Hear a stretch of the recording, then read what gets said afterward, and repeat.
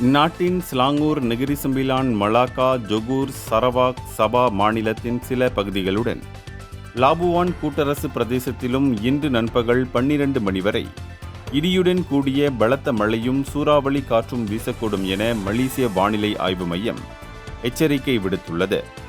ஒரு மணி நேரத்திற்கு 20 மில்லி மீட்டருக்கும் அதிகமான மழைப்பொழிவு பதிவாகும் என எதிர்பார்க்கப்படும் வேளையில் பொதுமக்களின் பாதுகாப்பை உறுதி செய்யும் நோக்கில் இந்த குறுகிய கால எச்சரிக்கை விடுக்கப்பட்டுள்ளதாக அது தெரிவித்துள்ளது. பொதுமக்கள் தங்களின் பாதுகாப்பு, தற்காப்பு நடவடிக்கைகளை முன்னெடுக்க ஏதுவாக உடனுக்குடனான வானிலை மாற்றங்களை மைச்வாச்சா செயலி, அதிகாரப்பூர்வ இணையதளம் அல்லது சமூக ஊடகங்களின் வாயிலாக தொடர்ந்து கண்காணிக்குமாறு வானிலை ஆய்வு மையம் கேட்டுக்கொண்டுள்ளது. இந்தியர்களின் இதய குரல் மக்களோசை.